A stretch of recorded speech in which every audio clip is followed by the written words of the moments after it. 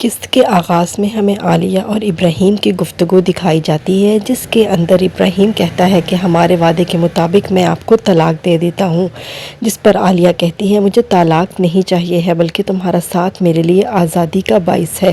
پھر ہمیں دکھایا جاتا ہے کہ شبیر مولوی صاحب کے گھر دوبارہ غصے میں بلبلاتا ہوا تفتیش کرنے کے لیے آتا ہے، اور ابھی وہ مولوی صاحب سے سوالات کرنے ہی والا تھا کہ شبیر کی ماں آ کر بتاتی ہے کہ عالیہ اپنے بھائی کے گھر ابراہیم کے ساتھ بیٹھی ہے۔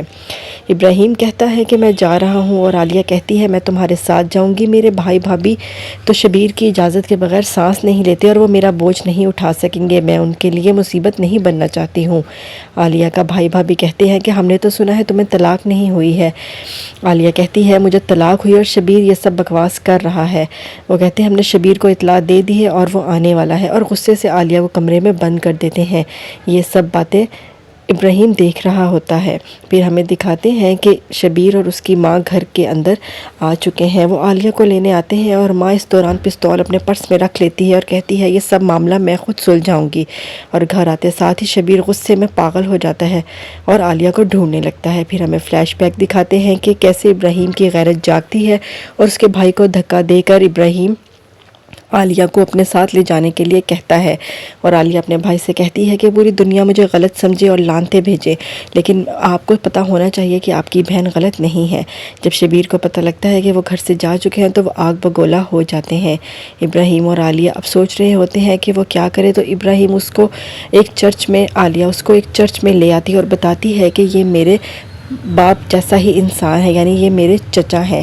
ابراہیم جو بہت نمازی پرہیزی انسان ہوتا ہے، وہ چرچ کو دیکھ کے ایک دم پریشان بھی ہو جاتا ہے کہ میں کہاں آ گیا ہوں، میں تو مسجد میں رہنے والا انسان تھا۔ پھر عالیہ کا ایک بہت پرجوش کپل اس کا استقبال کرتے ہیں، جو اس کو اپنی بیٹی کہتے ہیں، جن کا نام ابراہیم سنتا ہے۔ وہ ہوتے ہیں یوسف اور مریم۔ وہ چرچ میں تالا لگا دیتے ہیں۔ پھر اس کے بعد ہمیں ایک سین دکھایا جاتا ہے جو عالیہ کا بچپن ہوتا ہے، اس کا باپ اس کو کیسے بجلی کا کام سکھا رہا ہوتا ہے۔ اسی دوران وہاں پر ہنگامہ ہو جاتا ہے اور کچھ لوگ چرچ کو تباہ و برباد کرنے کے لیے آ جاتے ہیں۔ اسی دوران عالیہ کا باپ کہتا ہے کہ یہ لوگ مسلمان ہیں تو میں بھی مسلمان ہوں اور میری بات سنیں گے، اور یوسف سے کہتا ہے کہ تم میری بیٹی کو چھپا لو تاکہ اس کو کسی قسم کا کوئی نقصان نہ پہنچے۔